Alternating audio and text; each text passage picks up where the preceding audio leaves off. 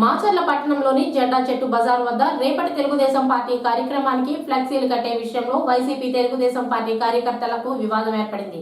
ఈ నేపథ్యంలో ఇరు వర్గాల మధ్య జరిగిన దాడికి వైసీపీకి చెందిన పలువురికి రక్తసిక్తమైన గాయాలు జరిగాయి. వారిని చికిత్స నిమిత్తం మాచర్ల ప్రభుత్వ ఆసుపత్రికి తరలించారు. బాధితులను పరామర్శిస్తున్న వైఎస్ఆర్సీపీ కాంగ్రెస్ పార్టీ నాయకులు పిన్నెల్లి వెంకటరామిరెడ్డి.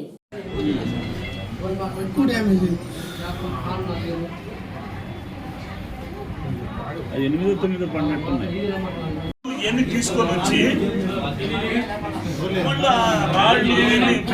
తెచ్చిపెట్టి వాళ్ళు ఇట్లాంటిది ప్రతి వారం చెబుతూనే ఉన్నాం. భోజనాలను పెట్టడం భోజనాలను మీ కంప్లైంట్ ఇచ్చారు. మా వాళ్ళందరూ కూడా ఈ రోజు ఇష్టమా జరుగుతాం. సాయిబులందరూ అక్కడ ఉన్నారు. ఇష్టమా జరుగుతా ఉంటే అక్కడ ఉన్నారు అందరూ. వీళ్ళు అసలు ఎవరు లేరని ఇప్పుడు ఆయన వయసు ఎంత, ఆయన వయసు ఎంత, ఆయన వయసు నమాజ్ పోదాన్ని బయటకు వచ్చాడు. ఆయన వయసుకి ఏంటి అసలు అది?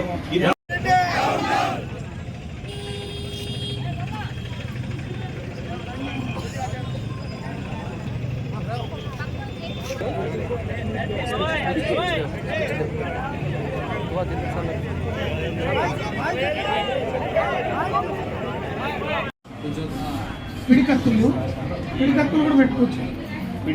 పిడికత్తులతో వచ్చారు, ప్రిపేర్ అయ్యి వచ్చారు.